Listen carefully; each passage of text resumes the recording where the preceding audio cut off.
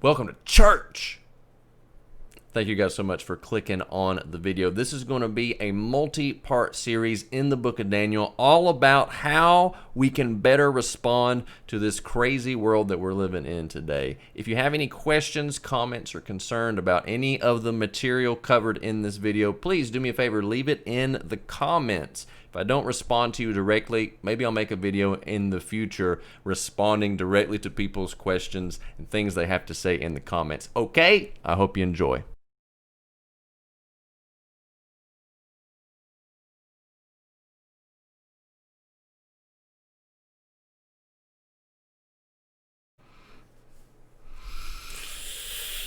Hi. What's up, guys? I am Rico Jake. It is still 2020. We have a few months to go in 2020. It's not over yet, and it's already been quite a difficult year, an interesting year, a difficult year for sure. And it's been a while since I did a church for you guys, so I want to do one now. Thank you guys so much for watching, for hanging out. I do appreciate it. I just feel like this is something that we all need to hear. This is something that I have been struggling with myself personally. I think it's something that I needed to hear, and maybe it'll help you guys as well, because there's one thing in particular that's been stuck in my head, and it's in the book of Daniel. So for you guys that missed it, we did an introduction to the book of Daniel. And we actually talked about this very topic a couple months ago when all this started. We talked about how we should be responding in the face of crisis, in the face of uncertainty. And it's kind of come full circle for me, because I've just been really fixated and wrestling on this one passage, this one particular verse in Daniel chapter 2. And we're going to talk about that today. So we're going to talk about Daniel chapter 2. Let me show you the verse that has been stuck with me. It's Daniel 2 verse 14.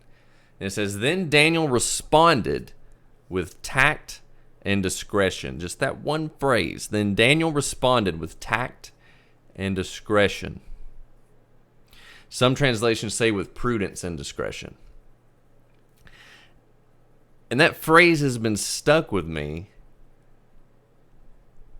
because tact and discretion, that we can't really use that to describe how anyone has responded to the pandemic that we're in, the world that we're in, the economy, the climate, the culture, the election. Tact and discretion is not what I would choose to describe any of it. And tact and discretion is probably not how I would describe myself, or how I would describe myself responding to it either.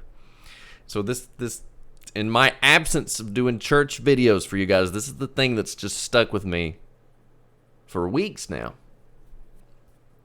And I'm beginning to understand why, and I'm beginning to understand how to piece it all together for you guys in something that hopefully makes sense, and something that hopefully can help. And to answer the question, how are we supposed to respond? How are we supposed to deal with 2020, specifically with tact and discretion? And so I guess, first of all, let's talk about why should we be responding with tact and discretion anyways. I've been talking a lot with you guys on stream about the responsibility of influencers, the responsibility of streamers with their communities, the responsibility of streamers on all platforms on the internet. And it's really been something that's been sticking with me for me personally, because we got enough craziness going on. You know, if you live anywhere, it doesn't matter if you live in America, it doesn't matter wherever you are. The unique thing about this COVID situation, the unique thing about the circumstances we find ourselves in, is that it's really unifying in a sense, because we're all on level playing field. It doesn't matter it doesn't matter where you come from, what you believe. It doesn't matter how much money you make. We're all susceptible and we're all impacted in some way by this current situation. And I think that's very unique. It's very unique because it puts us on a level playing field. And it allows all of us to be teachable. Because none of us are immune to it. And so if I asked you guys how everybody's dealing with it, how you're dealing with it, how your schools are dealing with it, how the government is dealing with it, how your friends are dealing with it, I'm going to get some varying answers, but overall, not that good. Not that good.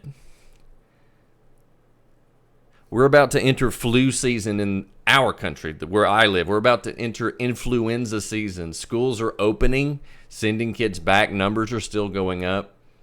People still have to go to work. People are still getting sick, regardless of if it's in the news or not, if it's popular for today or not. It's still there. And it's impacting you in some way. Maybe you have friends or family that's already gotten it. Maybe you've gotten it yourself. Maybe you're having to go to school and deal with it. Maybe you're having to go in public and deal with it. And tact and discretion, that's not something that I would use to describe how everybody's dealing with it. And honestly, I think the world right now needs a whole lot more tact and discretion. Because people are just acting crazy. People are acting weird. People are on edge. You can feel it. You can feel it in the workplace. You can feel it in the community. You can feel it online. People are just a little on edge. And I think all of us have the ability to be a positive influence. And so I'm going to do my part. And if you're interested, buckle up. And let's talk about the significance of acting with tact and discretion. So let's read Daniel 2, verse number 2. If you want an introduction to Daniel 1, just to understand the circumstances that Daniel is in at this point, you can check out a previous video. I'll put it in the description. We're gonna have like a multi-part series on Daniel, all about how we can deal with 2020 and how we can respond with prudence and discretion, with tact and discretion. And so this is going to be a part 1. And in this part 1, I really want to drive home the significance of the circumstances surrounding Daniel and why he was so powerful and incredible that he was able to act with tact and discretion. So let's get started. So this is chapter 2. This is verse number 1. This is Nebuchadnezzar's dream. Again, if you want the introduction to this, if you don't really know, don't remember who Nebuchadnezzar is, check that previous video. But Nebuchadnezzar is an evil king. Okay? Just a quick recap. Nebuchadnezzar, evil king, captured Daniel and his friends, enslaved Israel, enslaved all of Daniel's friends and family. Daniel was someone destined for royalty. Daniel was someone who followed God. Nebuchadnezzar and Babylon, they were not. Nebuchadnezzar captured them. He captured them. He enslaved them. He made them eunuchs. Daniel and his friends. He took like the best, brightest, and smartest minds out of Israel, Daniel being one of them, drugged them to Babylon, enslaved them, forced them to work for him at a very young age, mind you. Daniel was probably around 16 when he was captured. Had his whole life ahead of him. And it was taken from him by an evil king, Nebuchadnezzar. In the second year of his reign, Nebuchadnezzar had dreams that troubled him, and sleep deserted him. So the king gave orders to summon the diviner, priests, mediums, sorcerers, and Chaldeans to tell the king his dreams. When they came and stood before the king, he said to them, I have had a dream, and I'm anxious to understand it. So the great king Nebuchadnezzar And we're going to go more into Nebuchadnezzar and the history of it in another part. So this great empire, this great king Nebuchadnezzar, he's in charge of everything in the known world at this point. Everything in the history of the world that we know of, Nebuchadnezzar's pretty much king of it. He doesn't want anything. He doesn't need anything. He has all the best and brightest minds that he can muster at his disposal, including Daniel and his friends. Because he sent Daniel and his friends to school, the school of Babylon, to learn their culture, their ways. And Daniel stood out amongst his peers. And so the great king that had everything didn't need anything, was unchallenged, had a dream that troubled him. Very interesting. He was so troubled by it, he gathered all of his priests, mediums, sorcerers. We read that sometimes and we detach ourselves from it and we think of some fantasy land. But this is just think of all the top scientists in the world. He went and got Dr. Fauci. He went and got all of the people that had any kind of wisdom and influence, all the scientists, and he brought them to him to interpret his dream. And he told him, he said, I've had a dream and I'm anxious to understand it. The Chaldeans spoke to the king. May the king live forever. Tell your servants the dream, and we will give you the interpretation. So it's a pretty reasonable request. The Chaldeans said, okay. The Chaldeans said, okay, king, tell us the dream, and we'll give you the interpretation. Okay? Makes sense. Pretty standard story so far, but here's where it gets weird. Verse number 5, the king replied to the Chaldeans, my word is final. If you do not tell me the dream and its interpretation, you will be torn limb from limb, and your houses will be made a garbage dump. But if you make the dream and its interpretation known to me, you'll receive gifts, a reward, and great honor from me. So make the dream and its interpretation known to me.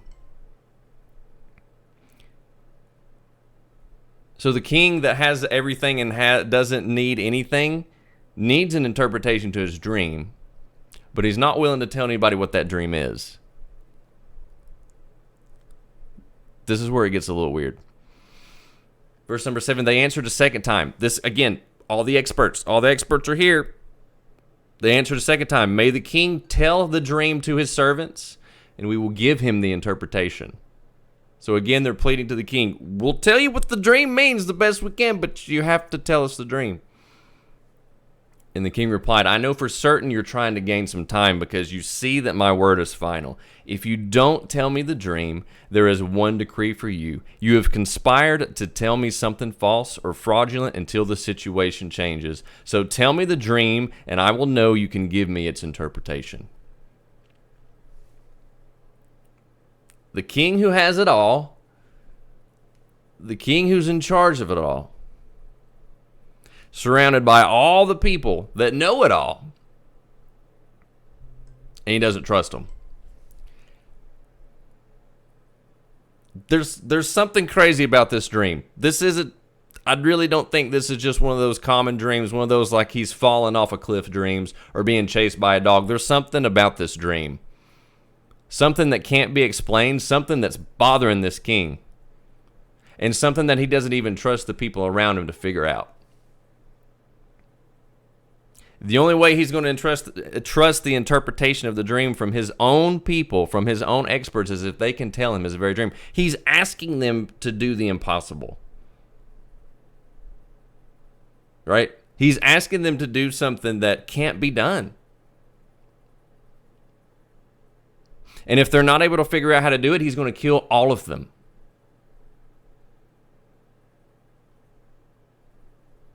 And so can you kind of see now how this story relates to where we're at?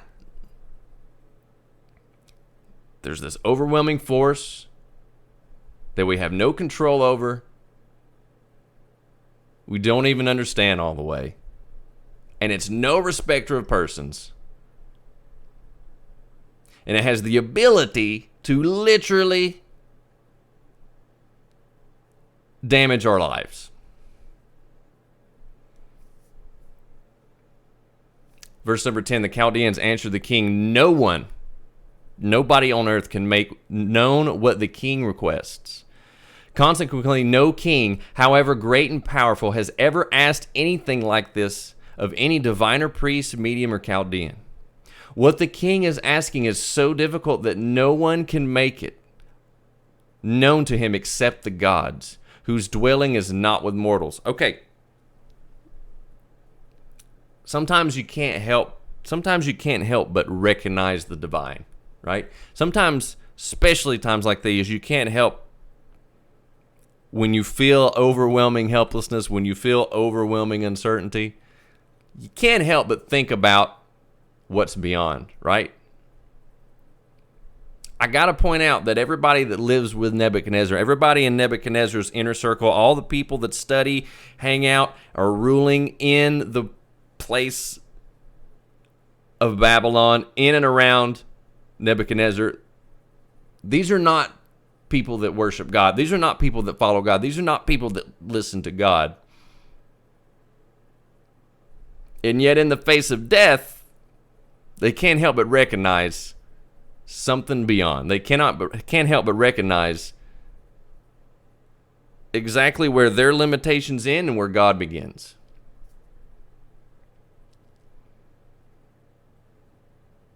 Verse number 12, because of this, the king became violently angry and gave orders to destroy all the wise men of Babylon.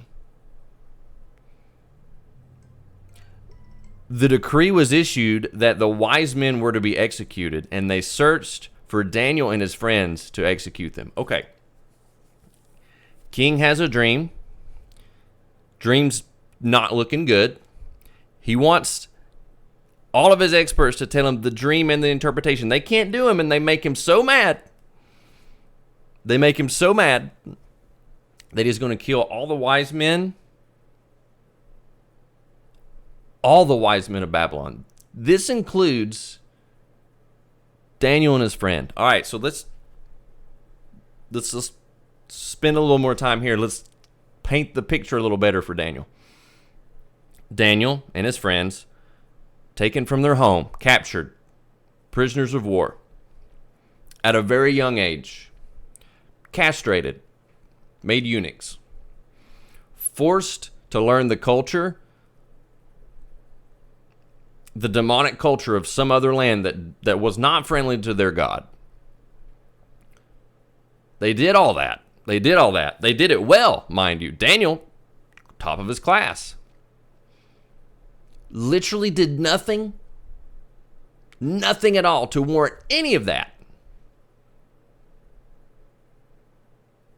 Daniel and his friends did nothing to deserve being captured, to deserve to be where they're at now, or even to deserve death by the king.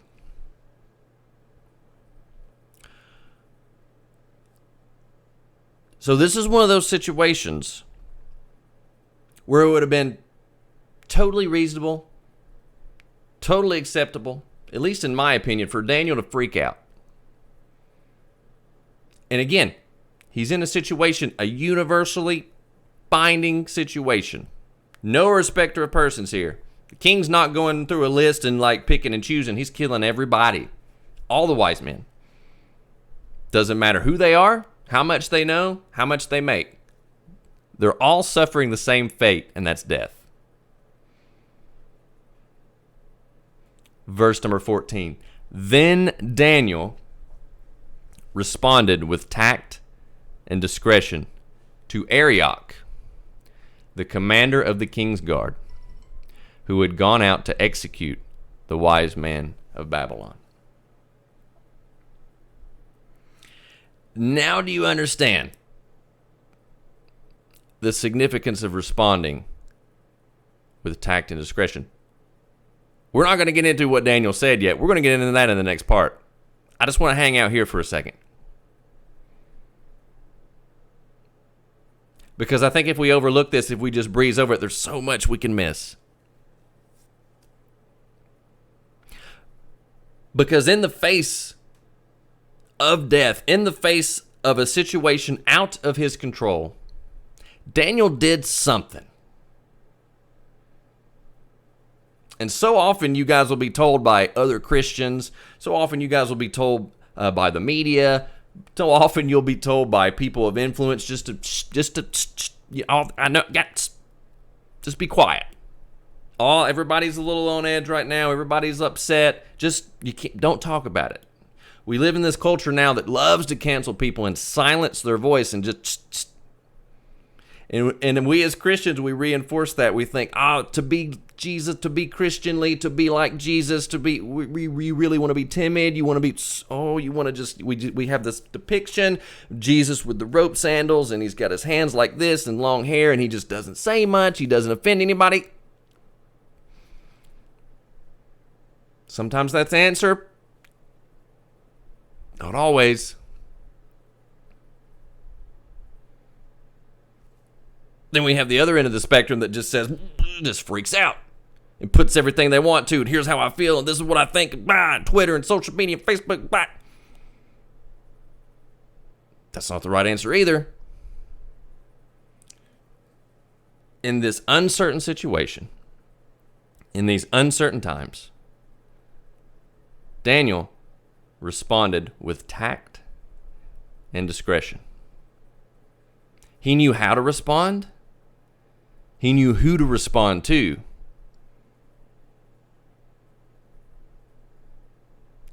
And he knew where his help was going to come from. We're going to get into that next week.